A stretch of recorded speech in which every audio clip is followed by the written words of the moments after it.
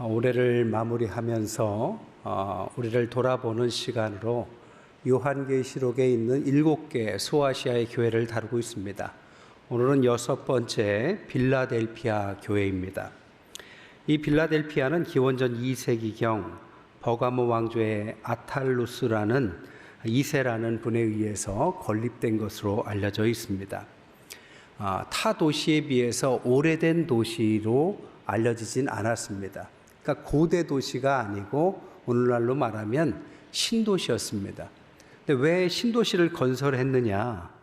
사대에서 동남쪽 40km 위치한 이 도시는 무시아, 리디아, 부르기아가 만나는 동방으로 가는 관문이었습니다.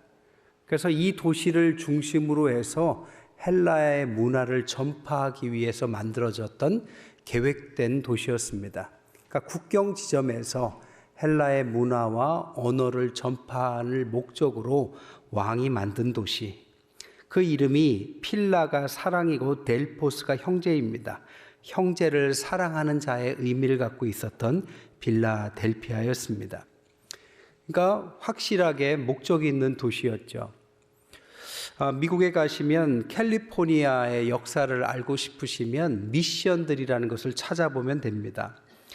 스페인이 바로 이 대륙을 점령하고 나서 자신들의 문화로 가르치기 위해서 50km 지점을 중심으로 거점들을 계속 옮겨가면서 21개의 미션들을 만들어 놨습니다. 하나의 농장과 같은 크기인데 거기에는 원주민들을 데려다가 스페인어를 가르치고 그들의 문화와 농경법을 가르치고 카톨릭을 포교하기 위한 목적으로 지어진 것입니다. 그래서 이것이 쭉 이어지면서 오늘날 캘리포니아를 형성했듯이 바로 빌라델피아가 바로 그런 목적으로 지어졌던 도시였다는 것입니다. 그것은 포도의 산지로서 디오니소스 신을 숭배했고, 그리고 이 지역은 현재 터키 지역입니다. 터키는 지진이 많았죠. 그래서 여기도 대지진이 있었습니다. 대지진이 한번 나면 도시가 완전히 망가져요. 그때 로마 티베리우스 황제가 면세를 해줍니다. 그래서 재건시키고, 그리고 후에는 황제 베스파시안 황제가 이 도시를 다시금 재건시킵니다. 이럴 때마다 도시의 이름을 바꿨습니다. 그래서 오늘 본문에 보면 이름이라는 단어들이 많이 나오는 이유가 이 도시의 역사 때문이라고 알려져 있습니다. 이 신도시 같은 곳에 빌라델피아 교회가 세워졌습니다. 빌라델피아 교회는 특별히 7교회 중에서 책망받지 않은 2교회 중에 하나에 해당합니다. 서머나 교회와 빌라델피아 교회였는데 바로 이 빌라델피아가 여기에 해당하죠. 그래서 후에 기독교 국가의 최후의 보루로서 14세기 중반까지 아주 번성했던 곳으로 알려져 있습니다. 근데 이곳에 예수님께서 자신을 발신자로서 이렇게 표현합니다. 다윗의 열쇠를 가지시니다. 7절에 보니까 다윗의 열쇠를 가지시니 곧 열면 닫을 사람이 없고 닫으면 열 사람이 없는 그가 이르셨다. 이 말의 기원은 이사야서 22장 2절에서 기원합니다. 내가 또 다윗의 집의 열쇠를 그의 어깨에 두리니 그가 열면 닫을 자가 없겠고 닫으면 열 자가 없으리라. 이 말을 오늘날 설명하자면 하나님 보좌에 나아가기 위해서 그리스도께서 다윗의 열쇠를 가지고 있다는 뜻입니다. 즉 하나님의 영적 보고를 열기 위한 그 유일한 키는 바로 예수 그리스도다. 그가 오늘 빌라델피아 교회에게 편지를 보낸다, 이런 뜻입니다. 이 교회는 앞서 말씀드린 것처럼 칭찬만 받았습니다. 크게 2가지 칭찬을 받았어요. 첫 번째로는 작은 능력을 가지고도 주님을 배반하지 않았다는 것입니다. 8절에 보니까 내가 작은 능력을 가지고도 내 말을 지키며 내 이름을 배반하지 아니하였도다. 신도시였으니 규모가 크지 않았죠. 규모가 크지 않은 도시에 신자들도 많지 않았을 겁니다. 그러니까 빌라델피아 교회는 작은 교회였습니다.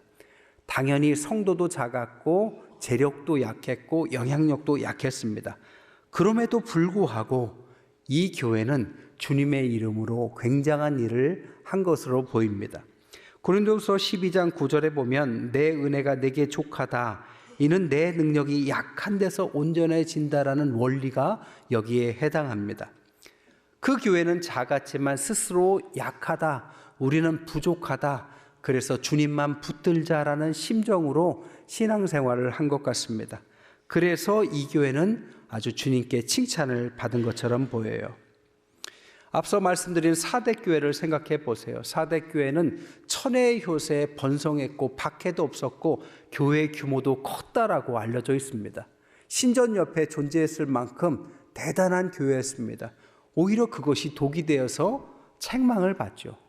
그러나 이 빌라델피아 교회는 작은 능력 속에 숨겨져 있는 신앙의 비밀, 약함으로써 이기는 주님의 십자가의 비밀을 잘 간직했던 교회, 하나님의 지혜를 드러냈던 그런 교회로 알려져 있습니다. 정용갑 씨가 쓴 약함으로부터의 선교라는 책에 보면 이런 말이 있습니다. 십자가의 약함은 하나님 나라의 비밀이다. 하나님의 능력은 복음을 전하는 사람들의 약함을 통해 나타난다. 복음 전파자의 깨어짐, 고난, 취약함, 고통 등의 약함이 사역에서 큰 문으로 작용하곤 한다. 하나님은 그의 능력이 하나님으로부터 나온다라는 것을 증명하기 위해서 가장 약한 사람들의 약함을 사용하신다라고 써놨습니다. 그래서 그들은 약한 교회였고 작은 능력의 교회였지만 그 능력, 약함으로써 주님을 드러내는, 그래서 주님의 영광을 다른 교회보다도 더 드러내서 칭찬을 받았던 것으로 보여요. 두 번째 칭찬은 열린 문이라는 것입니다. 8절에 보니까 내가 내 앞에 열린 문을 두었을 때 능히 받을 사람이 없으리라. 앞서서 예수님을 뭐라고 표현합니까? 다윗의 열쇠다. 근데 이 교회가 어디에 위치했다고요? 동방으로 가는 관문이었다고요. 관문이었다고요. 여러분, 문에는 걸맞는 열쇠가 있죠. 문마다 거기에 정확한 열쇠가 있습니다. 즉, 이 교회를 통해서 하나님은 헬라 문화뿐만이 아니라 이 동방으로 가는 관문을 통하여 예수 그리스도의 비밀을 통하여 문을 열게 하셨고, 그 문을 통해서 엄청난 사역들이 일어나는 은혜를 주셨다라는 것입니다. 여러분, 문에는 그 문에 딱 맞는 열쇠는 하나뿐입니다. 그 열쇠밖에 그 문을 열 수가 없는 거죠. 그래서 오늘 본문에 뭐라고 합니까? 주님께서 여시면 닫을 자가 없고 주님께서 닫으시면 열 자가 없다. 주님께서 일하실 때 작은 교회여도 상관없습니다. 정확하게 예수 그리스도 그 열쇠를 사용하는 교회라면 그 교회를 통하여 주님은 문을 여신다라는 것입니다. 그 열쇠가 오늘날로 말하면 비밀번호가 바로 예수 그리스도라는 거죠. 그러면 예수 그리스도 말로만 주님 주님 하면 되는 걸까요? 꼭 그런 의미를 갖고 있는 건 아닙니다. 홍길동이라는 분이 계셨어요. 아내가 하도 성화여서 교회를 따라 나가기 시작했습니다. 한 1년쯤 다니니까 교회에서 서리 집사 직분을 줬대요. 그 집사인데 신앙은 아무것도 모르고 교회만 다니는 그런 집사님입니다. 이제 때가 돼서 죽었어요. 저 이제 천국의 문 앞에 다다랐습니다. 문이 잠겨 있더래요.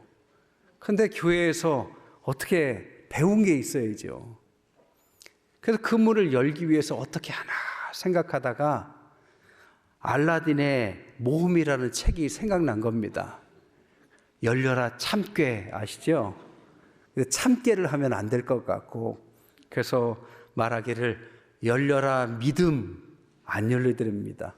그래서 중요하다고 생각하는 단어를 다 넣기로 했어요. 열려라 목사, 열려라 장로, 열려라 교회, 열려라 모든 걸 대도 안 됩니다. 열려라 예수 열렸을까요? 그런데도 안 열리더랍니다. 이 이야기가 뜻하는 바는 뭘까요? 예수님이라는 것이 단지 구호처럼 열려라 참깨 같은 비밀의 문을 여는 그런 비밀의 단어만은 아니라는 거죠. 열려라, 오직 예수라는 말은 하나님과의 관계에서 자신의 힘이 아니라 오직 예수님만 의지하고 순종하겠다라는 것을 의미하는 것을 말합니다. 여러분, 주님 따라가다 보면 우리의 삶을 오직 예수를 통해서 여는 경우가 많습니다. 여러분, 기도의 문을 열어보셨습니까? 어느 날 기도하다 보니 예수님을 진짜 만나고 하늘문이 열리는 것을 경험합니다. 하늘문이 열리고 하늘에서 쏟아지는 은총을 경험합니다. 기도의 문이 열린 거죠. 여러분, 전도의 문을 열어보셨습니까? 아무리 전도하려고 하지 안 되다가도 주님께서 함께 하시니 거짓말같이 사람이 주님을 만나는 경우를 여러 번 봅니다. 오늘 9절에 보니까 보라, 사탄의 회당 자칭 유대인이라 하나 그렇지 아니하고 거짓말하는 자들 중에 몇을 내게 주어 그들로 와서 내 발 앞에 절하게 하고 내가 너를 사랑하는 줄 알게 하리라. 전도의 문이 열릴 거다라는 것을 말하고 있는 것입니다. 여러분, 복음은 문명과 함께 갑니다. 길을 따라갑니다. 헬라 문화를 위해서 건설했던 도시의 그 교회는 그 헬라 문화뿐만이 아니라 바로 복음이 함께 그 열린 문을 통해서 전달이 된다라는 거죠. 한국에도 복음이 들어올 때 선교사들이 그냥 온 것이 아닙니다. 그냥 전도지를 돌린 것이 아니라 문명을 갖고 왔습니다.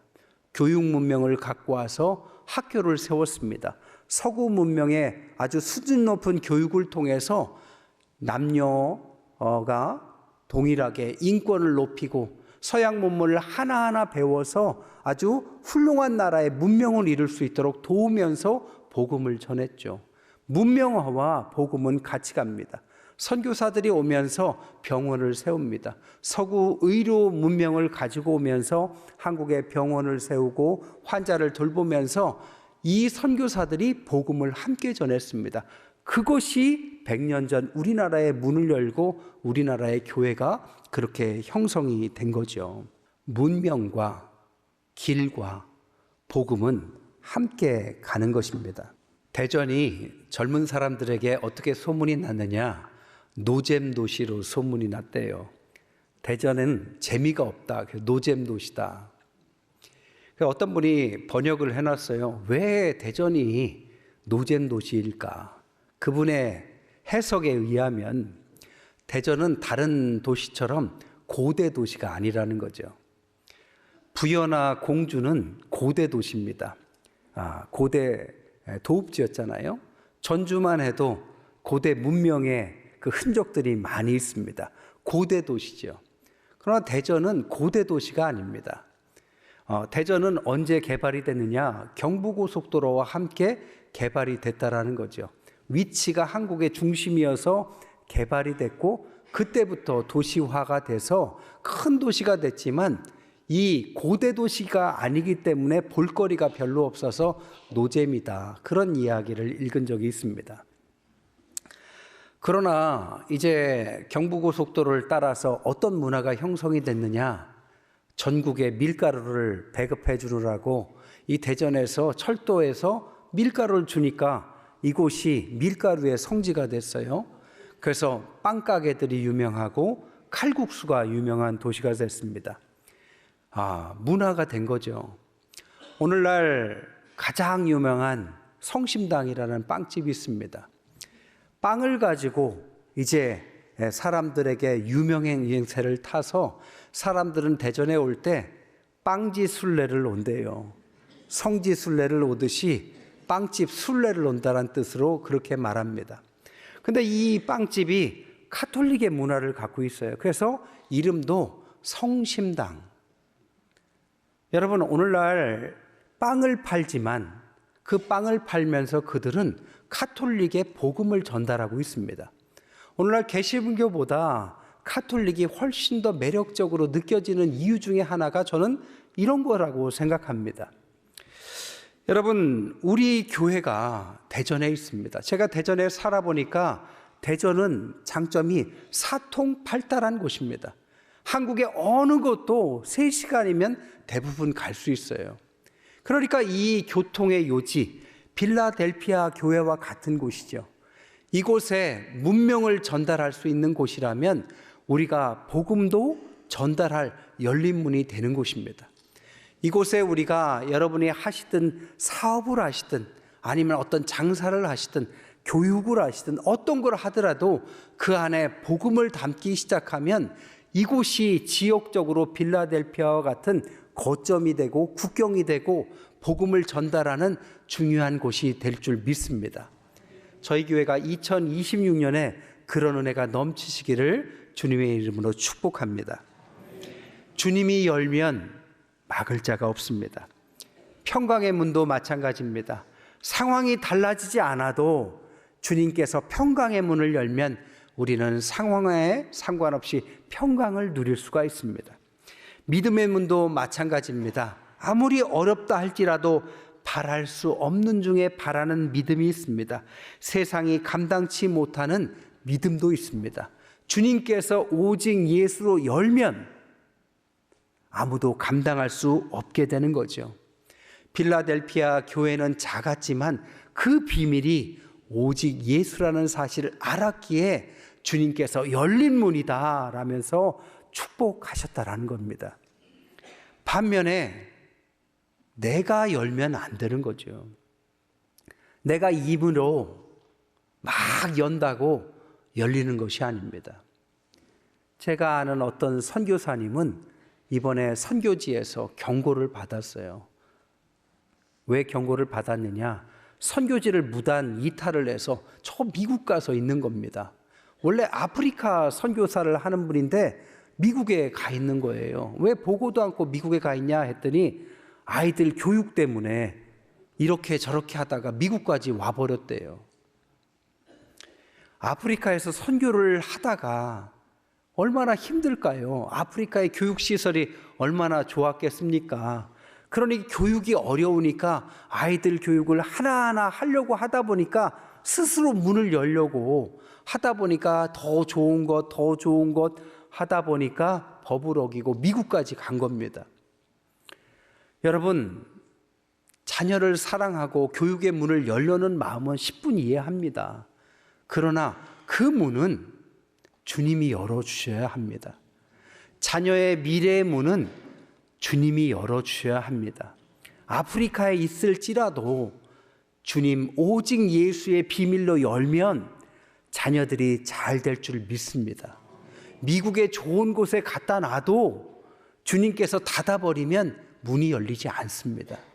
우리 인생도 우리 스스로 더 좋은 것을 막 열려고 한다고 열리지 않습니다. 사업의 문이 내 의지로, 자녀의 문이 내 의지로, 어떤 축복의 문이 내 의지로 막 연다고 열리지 않습니다.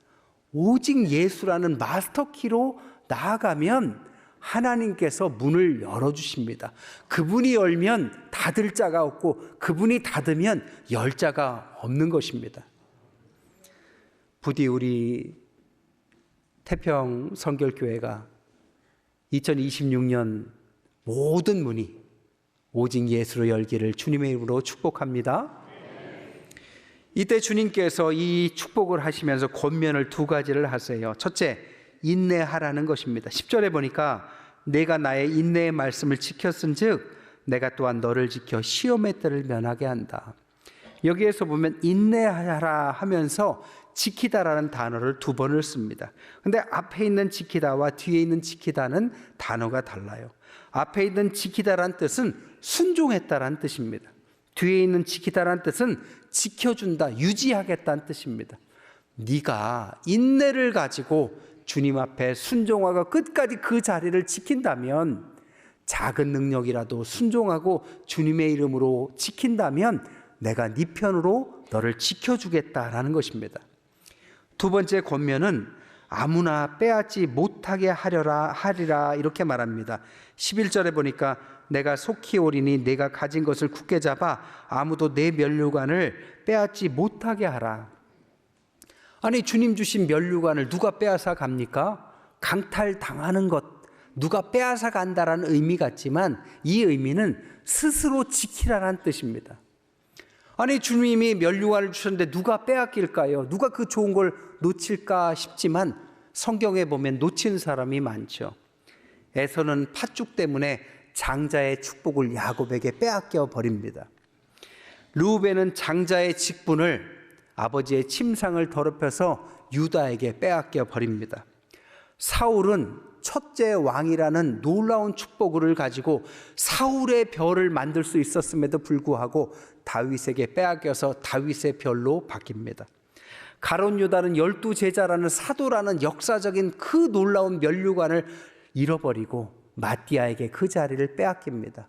예수님은 유대인 가운데 태어났지만 오늘날 유대인들은 이 기독교를 통해서 모든 이방인들에게 복음을 빼앗겨 버렸습니다.